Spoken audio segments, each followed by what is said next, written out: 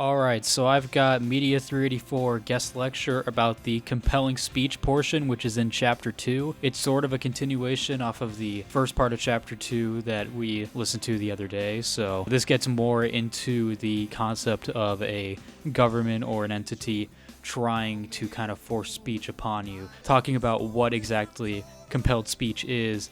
It's any sort of speech that a government is trying to force people to say at risk of otherwise being punished. The primary case that really shows this well is West Virginia State Board of Education versus Barnett. This is from back in 1943. This came from a case in the U.S. that required kids to say the Pledge of Allegiance in class, and Jehovah's Witnesses actually took issue with it and sued the school board in West Virginia. It got up to the Supreme Court, and they ultimately made their ruling. So here's this video by the GOAT himself, Mr. Beat.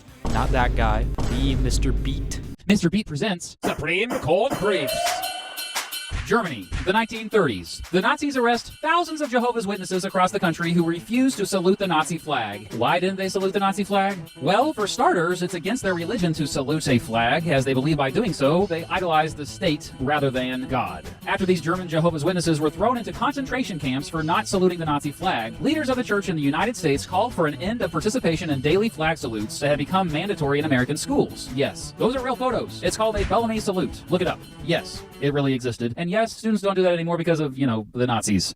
Anyway, because the children of Jehovah's Witnesses refused to salute the American flag and refused to say the Pledge of Allegiance, they got in a lot of trouble. Some administrators even threatened to send these kids to juvie or have their parents arrested. In 1935, the principal of a school in Lynn, Massachusetts, expelled a 9-year-old named Carlton Nichols for not participating in the Pledge of Allegiance, and the local authorities arrested his dad. This case made headlines across the country and inspired many other Jehovah's Witnesses to also sit down during the pledge. In Minersville, Pennsylvania, a dad named Walter Gobitis had his children not participate in the pledge. By doing so, the entire family was actually breaking a local law, and they all became marginalized and were straight up attacked by the other citizens of Minersville. Residents boycotted the Gobitis family store, and the kids were bullied at school. One of them had rocks thrown at her. Another one was hurt after his teacher tried to force his hand out to salute the flag during the pledge. The kids, of course, were eventually expelled for their pledge boycotts. But their dad, Walter, fought the law that forced students to salute the flag and say the Pledge of Allegiance. Gobitis based his argument on the fact he thought the law violated both the First and 14th Amendments. His case ended up going all the way to the Supreme Court. That case, announced on June 3rd, 1940, was called Minersville School District v. Gobitis. Yeah, a clerk misspelled Gobitis' name on court records. Details, right? Anyway, the court ruled against Gobitis, arguing that the law that forced students to say the pledge was not a violation of religious freedom. It was an 8-1 decision, with Justice Felix Frankfurter, one of the dudes who started the American Civil Liberties Union, ironically, giving the majority opinion. So yeah, things were not looking so good after this case for the Jehovah's Witnesses, especially since now they were huge targets for continuing to refuse to say the pledge. Nearly 1,500 Jehovah's Witnesses were physically attacked in over 300 cities across the country after that case. In Wyoming, one was tarred and feathered. Some were lynched. Others were forced out of town after having their homes burned to the ground. A southern sheriff explained it all by saying, quote, "They're traitors. The Supreme Court says so. Ain't you heard?" This made Supreme Court justices like Frank Murphy feel guilty. Murphy actually said he regretted his decision in the Gobitis case and wanted an opportunity to revisit the issue. Sure enough, that opportunity came fairly quickly as Jehovah's Witnesses boldly continued to defy the pledge and flag salute. On January 9th, 1942, the West Virginia State Board of Education ordered all teachers and students in the state to salute the flag and say the pledge. Well, this story sounds familiar. Another dad, another Walter, this one named Walter Barnett, had his kids not salute the flag nor recite the pledge. And again, the principal expelled those kids, whose names were Marie and Gathy Barnett. However, on the advice of a lawyer, Walter sent his kids right back to school, where they were called Nazis and Japs by fellow classmates. And each day, the school would send them right back home. The Barnetts sued the State Board of Education, taking them to the United States District Court for themselves and other families who were fighting the same thing. The 3-judge District Court panel agreed with the Jehovah's Witnesses, arguing it wouldn't normally go against the Supreme Court decision, but that recent developments across the country made them reconsider the Gobitis case. The persecution of and violence against Jehovah's Witnesses surely had an effect on them. The Barnett sisters returned to school, although now half a school year behind their classmates. The West Virginia State Board of Education appealed to the Supreme Court, arguing they clearly had the Gobitis decision backing them up. The court heard oral arguments on March 11th, 1943. That's right, this was all happening smack dab in the middle of World War II. The justices were much more conflicted on this one, with perhaps the exception of Frankfurter, who stood firm with his decision in the Gobitis case. Oh yeah, and there were 2 new dudes with the Barnett case that weren't there for the Gobitis case. Justice Wiley Blunt Rutledge and Justice Robert Jackson. Both had taken the place of two justices that voted against Go Bidus 3 years prior, and both seemed more sympathetic to the arguments of the Jehovah's Witnesses. On June 14th, 1943, that's right, Flag Day. Oh snap, justices, well played. Anyway, yes, on Flag Day, they announced their decision. They sided with the Barnetts with a 6-3 vote, overturning the Minersville School District v. Go Bidus ruling decided just 3 years prior. 3 justices had changed their minds with the Barnett decision: Hugo Black,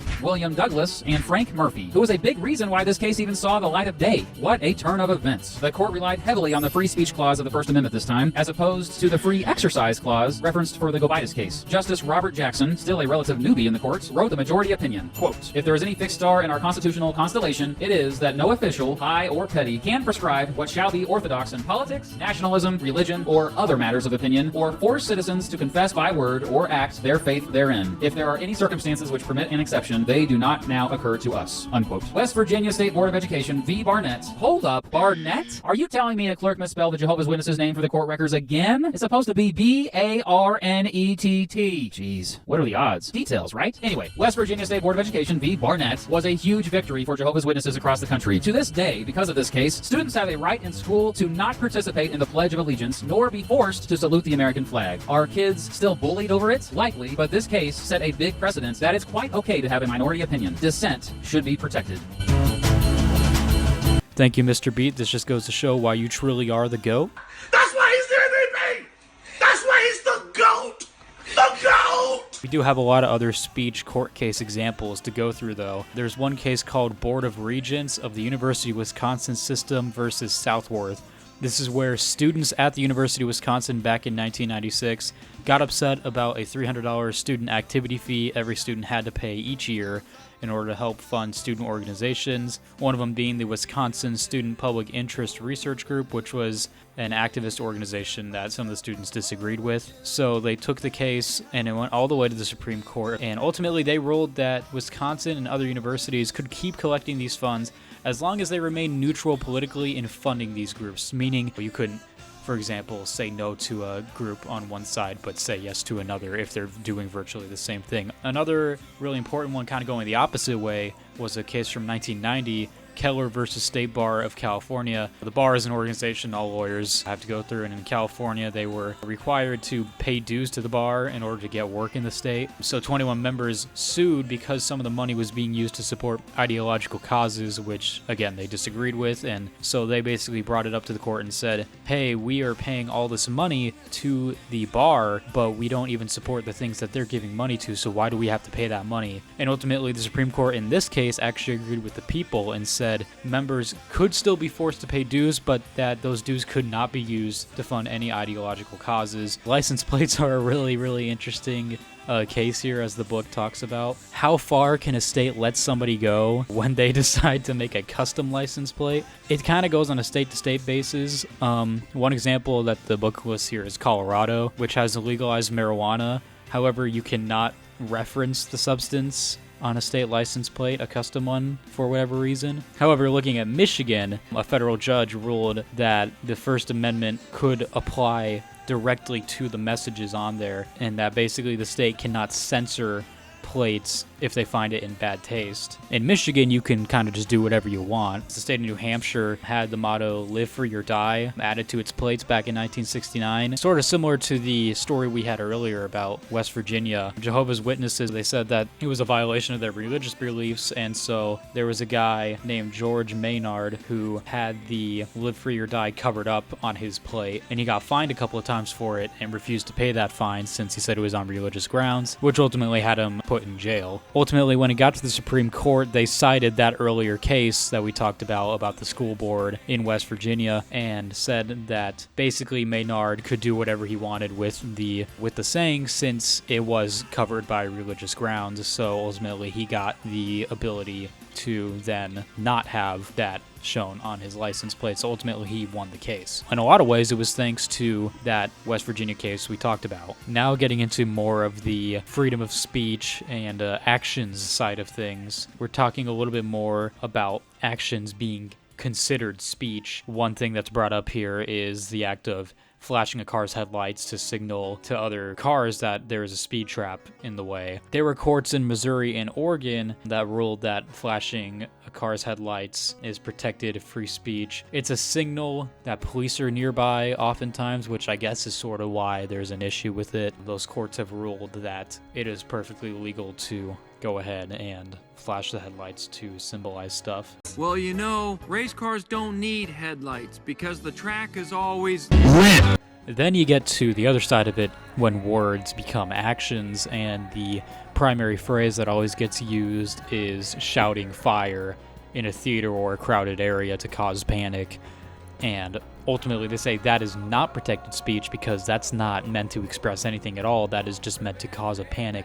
Now, obviously, if you end up being in that horrible situation where there is fire in a crowded room, maybe you'll be condemned, but at least you save a lot of lives. Then we get into the incredibly controversial topic about campaign finance and what can be gleaned as free speech from that. So we start with the Federal Election Campaign Act of 1971, a law to limit the amount of money that people could contribute to a candidate in a presidential election. The court actually upheld these limits for individual contributors as well, so they agreed with this. That was until we got to Citizens United versus FEC back in 2010, a Supreme Court case where the script flipped and people were allowed to spend as much money as they wanted because it was technically considered quote-unquote free speech to spend your money like that, even though a lot of these people were actually just corporations doing the bidding of politicians to buy them out and get their influence. But whatever, we're going to send it over to Heimler's history. I don't want to talk about this anymore. Citizens United v. the Federal Election Commission. So if you're ready to get them brand gals milked, well then let's get to it. As always, let's begin with the facts of the case. Now this case is all about campaign finance laws, and I have a whole video going into depth on that, and you can see it right over here for a more robust history. But here we're going to start with the Bipartisan Campaign Finance Act, or BICRA, passed in 2002. In addition to articulating limits for individuals contributing money to political candidates, there's really just one thing you need to know about this act with respect to the Citizens United case. Part of the BICRA law made it illegal for corporations or nonprofits to engage in electioneering communications for 60 days before an election or 30 days before a primary. So you want to pay a buttload of money to smear a candidate? Fine, but once we hit that 60 days before the election, you gotta shut your mouth hole. Now, during the 2008 Democratic primaries, a close contest for the party nomination was heating up between Hillary Clinton and Barack Obama. And a conservative group called Citizens United decided to make a film called Hillary the Movie. The film was full of damning accusations against Clinton and was intended to derail her bid for the presidency. However, by the time it was ready to be released, it was already during that forbidden period in which corporations had to keep their mouth holes shut about political candidates thanks to BICRA. And so Citizens United challenged this portion of the law, and it went all the way to the Supreme Court. So what was the constitutional principle at stake? Well, Citizens United argued that BICRA's prohibition against electioneering communications by corporations was a violation of the First Amendment's protection of the freedom of speech. And maybe you're like, wait a minute, a corporation isn't a person, so how can it have protected speech? Well, it's too complicated to get into here, but the short story is that since the 1800s, the Supreme Court has pretty consistently ruled that corporations are just associations of individuals, and in many cases,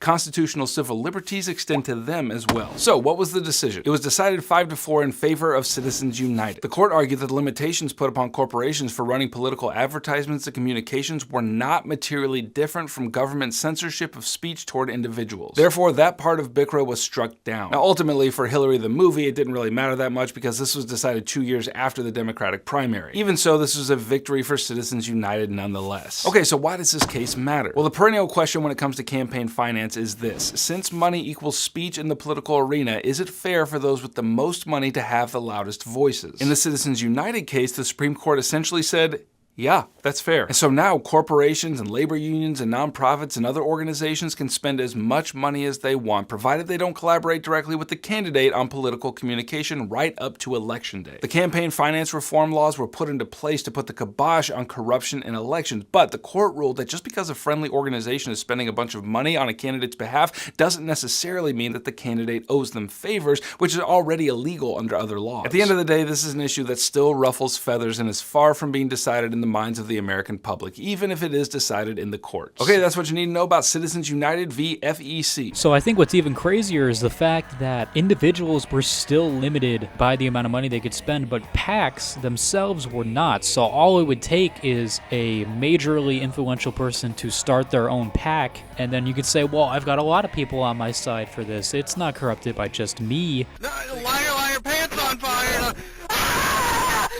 I just don't really get that. But according to the law, this is free speech, so I had to include it. Next, we're going to talk about the part of the First Amendment that says, or of the press. So if you don't know, here is the First Amendment. Congress shall make no law respecting an establishment of religion, or prohibiting the free exercise thereof, or abridging this freedom of speech, or of the press, or the right of the people peacefully to assemble and to petition the government for a redress of grievances. Or of the press is what we're talking about, because there's been a lot of debate over the years about what exactly this means, if the press should be protected in the same way as individual speech. In the book, though, they go by what I think most of us would believe is right, that there needs to be a freedom of the press to do whatever they want so that we don't have a tyrannical government.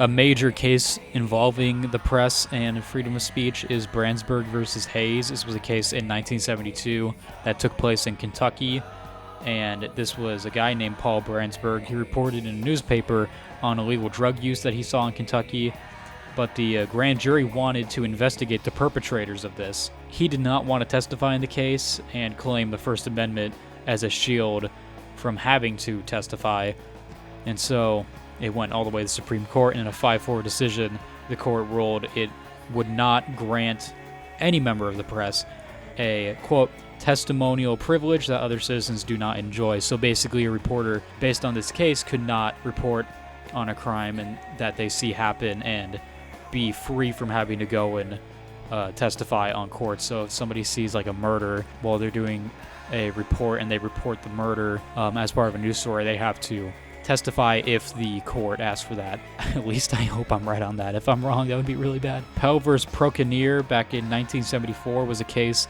that upheld a California law which restricted any reporter and prisoner from meeting face-to-face. And the reason for that was they didn't want to give the media a greater right than the general public. And then there's the part about assembly. This principle also applies to groups that want to put together public events.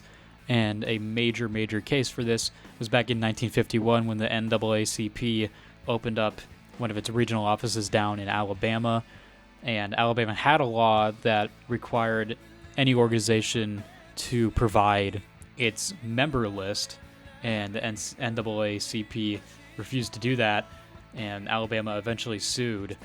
And the case got all the way up to the Supreme Court, and they unanimously said that the NAACP did not have to provide these names. And the reasoning for it, as the book explains, is that a lot of these organizations may have less members join because of these restrictions, because people have their names put out there. They could be targeted by people who disagree with them, the NAACP. And then we get into the hot-button issue of whether an organization can discriminate based on either beliefs or other sorts of disagreements. So there's an incredibly controversial one where the Supreme Court ruled 5-4 that the Boy Scouts were allowed to not include an openly gay Scoutmaster assistant simply because of his sexuality. This was a case that was directly against New Jersey's public accommodation law, strictly prohibited discrimination of this kind. However, the Supreme Court ruled that the Boy Scouts position was, quote, a part of its values. Oh my God, bro. Oh, hell no, man. What the man?